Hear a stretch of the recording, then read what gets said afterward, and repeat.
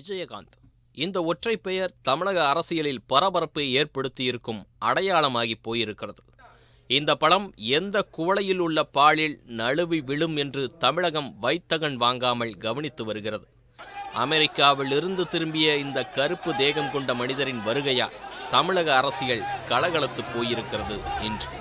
இதன் காரணமாகவே தேசிய தலைவர்கள் முதல் தமிழக தலைவர்கள் வரை விருகம்பாக்கம் நோக்கி படையெடுக்கின்றனர். மத்திய அமைச்சர் பியூஷ் கோயல் உள்ளிட்ட பலரும் விஜயகாந்தை சந்தித்து சென்ற நிலையில் முக்கிய திருப்பமாக திமுக தலைவர் ஸ்டாலின் விஜயகாந்தை சந்தித்திருக்கிறார். இந்த செய்தியை ஹை வால்யூமில் மக்களுக்கு சொல்லி வருகிறது தமிழக ஊடகங்கள். விருகம்பாக்கம் சென்ற திமுக தலைவர் ஸ்டாலினை வீட்டு வாசலுக்கு வந்து வரவேற்றார் தேமுதிக துணை செயலாளர் LK சுதீஷ். பின் விஜயகாந்தை சென்று பார்த்த ஸ்டாலின் நெகிழ்ந்துருகினார். அவரின் உடல்நிலை குறித்தும் கேட்டறிந்தார். இச்சந்திப்பின் போது விஜயகாந்தின் மனைவி பிரேமலதா உடனிருந்தார். சந்திப்பிற்கு பின் செய்தியாளர்களிடம் பேசிய அவர் விஜயகாந்தின் உடல்நிலை குறித்து விசாரிப்பதற்காகவே அவரது இல்லத்திற்கு வந்ததாக தெரிவித்தார். கருணாநிதியின் மீது அளவில்லா பாசமும் பக்தியும் கொண்டிருந்தவர் விஜயகாந்த் என்று ஸ்டாலின் புகழாரம் சூட்டினார். அந்த சிகிச்சை முடிவுற்று சென்னைக்கு திரும்பியிருக்கிறார். எனவே அவருடைய உடல்நலம் குறித்து விசாரிப்பதற்காக இன்று அவரை நான் சந்தித்தேன். நான் அவரோடு நீண்ட நாட்களாக நண்பராக பழகி கொண்டிருக்கக்கூடியவர்கள். அவரை விட வயதில் ஒரு வயது குறைவாக இருந்தாலும் என்னை அவர் மரியாதையோடு அண்ணன் என்றுதான் அன்போடு தொடர்ந்து அழைத்து கொண்டிருக்கக்கூடியவர். அதையும் தாண்டி தலைவர் கலைஞர் அவர்கள் மீது அளவு கிடந்த பாசமும் அன்பும் ஏன் பக்தியும் கொண்டிருந்தார் என்று சொன்னால் அது மிகையாகாது.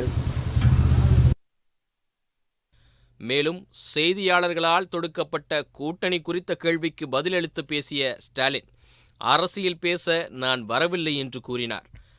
மக்களவைத் தேர்தலில் திமுகவின் கூட்டணிக்கு தேமுதிக வரவேண்டும் என்ற உங்கள் எண்ணத்திற்கு பாராட்டுக்கள், வாழ்த்துக்கள் என்று பாசாங்கு பதிலை அவர் கூறி சென்றார். மாதிரி அரசியல் பேசுவதற்காக நான் வரல, உடல்நலத்தை பற்றி விசாரிப்பதற்காக ஒரு மனிதாபிமான உணர்வோடு நான் அவரை சந்தித்தேனே தவிர நீங்கள் எதிர்பார்ப்பதை போல அந்த சந்திப்பு இல்லை.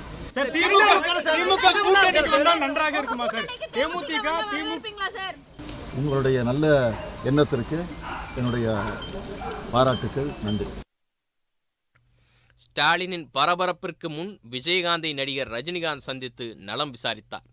அதிமுக பாஜக இணைந்துள்ள கூட்டணியில் தேமுதிகவிற்கு தொகுதிகள் ஒதுக்குவதில் சிக்கல் உருவாகியுள்ளதாக செய்திகள் உலாவரும் நிலையில் பாஜக ஆதரவாளர் என்று சொல்லப்படும் ரஜினியின் சந்திப்பு புதிய கேள்விகளுக்கு பிள்ளையார் சுழி போட்டுள்ளதாக கருதுகின்றனர் அரசியல் விமர்சகர்கள்.